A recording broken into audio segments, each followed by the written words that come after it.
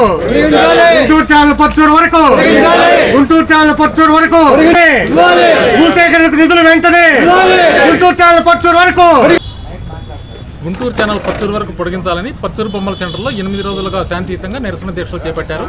రేపు బంద్కు పిలుపునిచ్చారు. ఈ సందర్భంగా ఈ కార్యక్రమంలో మాట్లాడుతూ నాయకులు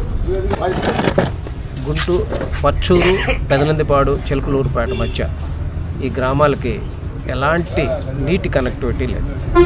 పచ్చూరుకి వాగునీళ్ళు, అవతల గ్రామాలకి నల్లమడలో వచ్చే మురుగునీరు తప్పితే ఈ ప్రాంతానికి నదీ ప్రవాహం నుంచి వచ్చే నీరు వసతి లేదు. అటు సాగర్ ఉంటే సాగరు కాలువలో ఎక్స్టెండ్ చేయలేదు టొబాకో పేరు మీద. అలానే గుంటూరు ఛానల్ 80 సంవత్సరాల పోరాటం చేస్తున్నప్పటికీ ఆ ఛానల్ పొడిగింపు చేయలేదు. డెల్టా ఓ పక్కుంటే డెల్టా నీళ్లు కూడా ఈ ప్రాంతానికి వచ్చే వసతి ఏర్పాటు చేయలేదు. మనకు 40 మైళ్ళ దూరంలో కృష్ణానది ఉంది. కృష్ణానది నుంచి నీరు పొడిగించమని గుంటూరు ఛానల్ ఈ ప్రాంతానికి ఇస్తే ఈ గ్రామాలకి సాగునీరు, త్రాగునీరు సమస్య ఉండదని. పచ్చూరు దాదాపుగా 12,000 జనాభా, వారికి సాగునీరు సమస్య.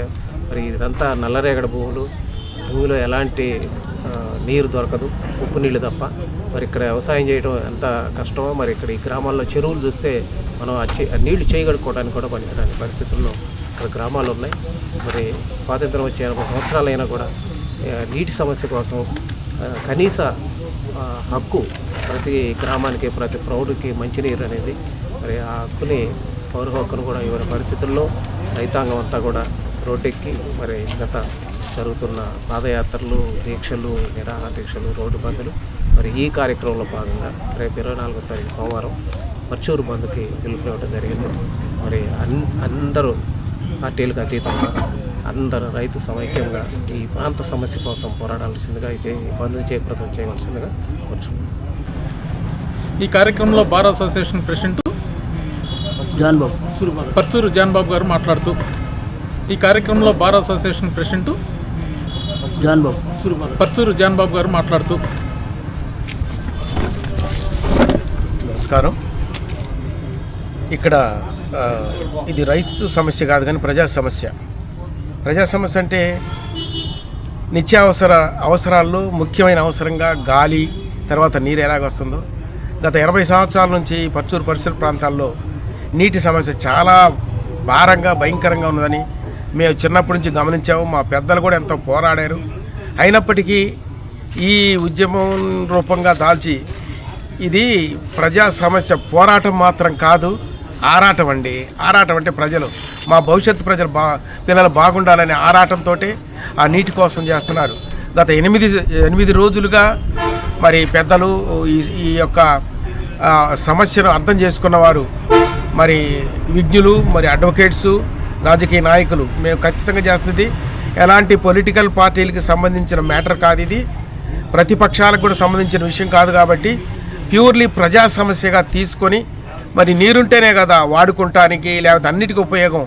ఆ నీటిని మాకు అందించాలని, నిజంగానే నదీ ప్రవాహాల దగ్గరలో ఉన్న దాదాపు 45-50 మైళ్ళ దూరంలో కృష్ణా గోదావరి జలాలు ఉన్నా కానీ మాకు ఎందుకు మరి ఒక శాపంగా మారింది. కానీ మరి మా ప్రజలు ఎందుకు మాకు వచ్చిన ఇప్పుడు మేము వాడుకునే నీళ్ళు కనీసం సోపు రుద్దుకుంటే అది అంతా బంక రాత్రి అంతా నిద్ర కూడా పట్టదు. మరి అలాంటి నీటిని ఫిల్టర్ చేసేస్తుంటే కాళ్ళ నొప్పులు, కీళ్ళ నొప్పులు, చిన్న వయసులోనే పిల్లలందరూ ముసలిలాగా కనపడుతున్నారు కేవలం నీటి సమస్య వల్లే. అందుకోసమే మేము ఈ న్యాయబద్ధమైన ఈ ప్రజా సమస్యని ప్రజా పోరాటంగా కాకుండా మేము ఒక ఆరాటంతో దీన్ని ముందుకు తీసుకెళ్తాం. మాకు నీళ్ళు ఇవ్వాలి, నీళ్ళ కోసమే మా ఈ సమస్యని మేము కూడా మరి న్యాయ సంబంధంగా ఉందని చెప్పి మరి పచ్చూరు అడ్వకేట్స్ కూడా ఈ విషయంలో మాకు న్యాయ సమస్య తెలిపి ఈ యొక్క ఉద్యమం కాదు మేము అనేది, ఈ సమస్యను పరిష్కరించాలనే ఉద్దేశంతో మరి ప్రతిపక్ష గవర్నమెంట్ వారికి కూడా మేము విన్నపం తెలియజేస్తున్నాం. మరి మా ఈ యొక్క బాధను అర్థం చేసుకొని ఆ పచ్చూరు కాలువను పచ్చూరు దాకా పొడిగిస్తారని ఆశిస్తున్నాం. Thank you.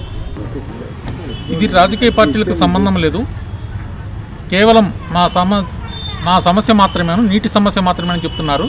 ఈ సందర్భంగా రేపు బంద్కి మాకు ఎలాంటి రాజకీయ పార్టీలతో సంబంధం లేదు, మాకు జీవోపాత్ చేయండి, నీళ్ళు ఇవ్వండి, అంతవరకు మేము ఉద్యమాన్ని ఆపమని అంటున్నారు.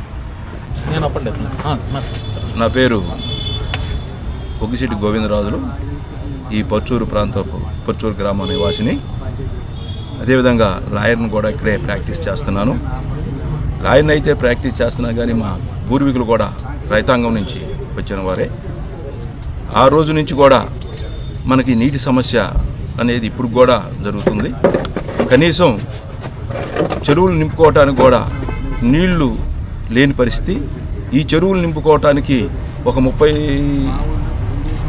మైళ్ళ నుంచి 30 కిలోమీటర్ల నుంచి, అంటే దాదాపు పూనూరు నుంచి మన పర్చూరు చెరువుకు తీసుకురావాలి. ఈ పర్చూరు తీసుకొచ్చే క్రమంలో ఇటు తిమ్మరాజుపాలెం, పోలూరు, శవలారపాలెం కూడా ఆ నీళ్ళలోనే వాడుకుంటారు. అట్లాంటి పరిస్థితులు కూడా ఇంకా జనం ఇబ్బంది పడుతున్నారు. ఇంకోటి కూడా మనకి ఈ పంటలు కూడా సరైనటువంటి పంటలు పండట్లేదు. ఎందుకంటే ఇక్కడంతా వర్షాధార పంటలు, ఈ వర్షం మీద ఎక్కువగా ఆధారపడినాయి. ఈ వర్షాధార పంటల వలన ఒక్కొక్క రైతు కానీ నష్టపోవడానికి అవకాశం ఉంది. అవి పడిన సమయం పడాల్సిన సమయంలో పడకుండా ఉండటం వలన రైతులు బాగా ఇబ్బంది పడుతున్నారు. అదే కనుక ఈ గుంటూరు నుంచి వచ్చే ఛానల్ కనుక పర్చూరు వరకు వస్తే ఇక్కడ రైతాంగం ఈ ఏరియాలో దాదాపు 30,000 ఎకరం దాదాపు ఉందని అంటున్నారు. ఇదంతా కూడా సస్యశ్యామలంగా తయారయ్యి రైతులు పంటలు వేసుకుంటూ, అదేవిధంగా రైతు కూలీలకు కూడా జీవనోపాధి కల్పించినట్టు అవుతుందని ఈ పోరాటం జరుగుతుంది. గత ఒక 80 సంవత్సరాల నుంచి జరుగుతుంది అంటున్నారు. మాకైతే తెలిసి ఒక 15 సంవత్సరాల నుంచి చేస్తున్నాం. మరి దీనికి మద్దతు అనేది అటువంటిది కొరబడింది. ఇక్కడ రాజకీయ పక్షంగా కొంతమంది చూస్తున్నారు. ఈ దీనివలన రైతాంగం కూడా కొంతమంది రైతులు కూడా వెనక్కిపోతున్నారు. ఇక్కడ ఏమీ ముడిపడకట్టకుండా రైతులు అనే కార్యక్రమే జరుగుతుంది. ఇక్కడ రాజకీయ పక్షాలతో సంబంధం లేదు. ఆ విధంగా ఒకళ్ళేదో చెబుతున్నారని చెప్పి ఆ పార్టీలుకి సంబంధం లేదు. ఇది పార్టీలతో సంబంధం లేకుండా రేపు 24వ తారీఖున రేపు బంద్ అనేది జరుగుతుంది. చుట్టుపక్కల గ్రామాల ప్రజలు కూడా అందరూ పాల్గొని దీన్ని దిగ్విజయం చేయవలసిందిగా కోరుచున్నాం. నా పేరు ఎద్దనపూడి హరిప్రసాద్. నేను పర్చూరు గ్రామవాసిని. మా అమ్మగారు కూడా ఇక్కడ సర్పంచ్గా పనిచేసి ఉన్నారు. స్వాతంత్రం వచ్చి సుమారు 80 సంవత్సరాలు అయినప్పటికీ ఇప్పటికీ పర్చూరు ప్రాంతానికి వాటరు సరైన అవకాశాలు లేక ఎన్నో కొట్లాట్లు యుద్ధాలు చేస్తే కానీ చెరువులు నింపుకునే పరిస్థితి. భవిష్యత్తు తరాల్లో ఇంకా ముందు ఎంత దూరం వెళ్ళిద్దో భావితరాలు ఇబ్బంది అవుతారని అందరికి ముందు చూపుకు అర్థమవుతుంది. అయినప్పటికీ గత ప్రభుత్వం కావచ్చు, ఇప్పుడు ప్రభుత్వం కానీ ప్రాముఖ్యత లేని అంశాలకు ఖర్చు పెడుతున్నారు. కానీ ఇక్కడ సుమారు ఒక 10 కోట్లు పెడితే ఈ నోటిఫికేషన్ వచ్చి భూసేకరణ జరిగిద్ది అంటున్నారు. పెద్దలు మొన్నటిదాకా ఈ విషయాలు కొన్ని నేను తెలుసుకున్నప్పటికీ ఈ మధ్యకాలంలో రాజమోహన్ గారు అంటే కావచ్చు, ఇక్కడ పెద్దల ద్వారా సమాచారం తెలుసుకున్నాము. ఈ 10 కోట్లు ఇవ్వడానికి ప్రభుత్వం గత ప్రభుత్వాలు కావచ్చు ఎందుకు వెనకాడుతున్నారో అర్థం కావట్లా. ఇప్పుడు ఇది రాజకీయం కాదు. ఇక్కడ మేమందరం కూర్చున్నామంటే రాజకీయ లబ్ధి కోసం, ఒక లోన్ల కోసం, లేదా రాయితీల కోసం, ఇళ్ళు స్థలాల కోసం కూర్చోవాలా. నీటి కోసం 2026లో నీటి కోసం యుద్ధం చేస్తున్నామంటే ఎంత దూరం ప్రజానీకం ఎంత దౌర్భాగ్య పరిస్థితులను చూడండి. దయచేసి ఇప్పటికైనా రాజకీయాలతో సంబంధం లేకుండా ప్రభుత్వం వారు వెంటనే స్పందించి ఈ నోటిఫికేషన్ రిలీజ్ చేసి అందరినీ, ఈ ప్రాంతవాసుల్ని ఎంతో బయట చేస్తారని కోరుకుంటాం. అలాగే రేపు 24వ తారీఖు ఈ రైతులందరి ఆధ్వర్యంలో బంధువు పిలుపుడి జరిగింది. అది పూర్తిగా ఈ పర్చూరు ప్రాంతంలో పూర్తిగా శాంతియుతం జరుగుతుంది. ఎవరైనా స్వచ్ఛందంగా ఈ బంద్లో పాల్గొని ఈ బంద్ను జయప్రదం చేయాలి. అలాగే వ్యాపారస్తులు కావచ్చు, బ్యాంకులు, ఇంకా గవర్నమెంట్ ఉద్యోగస్తులు ప్రతి ఒక్కళ్ళు వాళ్ళకు కూడా నీరు అవసరమేగా, నీరు తాగే ప్రతి ఒక్కళ్ళు ఈ బంద్లో పాల్గొని స్వచ్ఛందంగా మాకు సహకరిస్తారని కోరుకుంటూ వేడుకుంటాం. మాది అడిసిమల్లి, మా గ్రామం. నా పేరు నాయుడు సుబ్బారావు. కనీసం గుంటూరు ఛానల్ పర్చూరు వరకు పొడిగించాలని 25 సంవత్సరాల నుంచి పోరాటంలో నేను కూడా తిరుగుతున్నా. కొల్లా రాజమోహన్ రావు గారిని గురించి ఈ నీళ్ళ కోసం కృష్ణా జలాలు మంచినీళ్ళు వస్తాయి, భూములు బాగుపడతాయి. ఇక్కడ వాగు నీళ్ళు పెట్టుకుంటున్నాం. ఆ వాగుని డ్రైనేజ్ నీళ్ళు పెట్టి తలికి పొలం ఉప్పు జవుడు పారిపోయింది. అందువలన ఈ వాగు నీళ్ళే మాకు గత్యంతరమైంది. ఈ బాధలు తీర్చాలని గవర్నమెంట్ అనేక సార్లు ఎన్నో గవర్నమెంట్లు మారిపోయినాయి. కానీ మా ప్రజల కోరిక చేరవట్ల. ఇప్పటికైనా ఈ గుంటూరు ఛానల్ పర్చూరు పొడిగించమని పోరాటం సాగుతూనే ఉంది. యామర్తి దగ్గర ఆగిన కాలువ ఇప్పుడు పాలపర్తి వరకు పొడిగించారు. ఈ పాలబద్ద దగ్గర నుంచి పర్చూరు వరకు పొడిగించాలంటే 10 కిలోమీటర్ల దూరమే ఉంది. కానీ ఈ 10 కిలోమీటర్ల దూరం వేయటానికి గవర్నమెంట్కి మనసు తప్పట్లేదని నేను భావిస్తాను. ఇది ప్రజా పోరాటమే కానీ పార్టీలకు కానీ ఎలాంటి సంబంధం లేదు. మాకు కావాల్సింది సాగునీరు. ఈ 10 కిలోమీటర్లు ఇచ్చి మీరు విడుదల గవర్నమెంట్ వారు రైతులకి నోటిఫికేషన్ ఇచ్చుంటే మేము ఈ పోరాటం ఆపుతాం. అన్నాక ఈ పోరాటం మాత్రం ఆగదు. రేపు 24వ తారీఖు బంద్.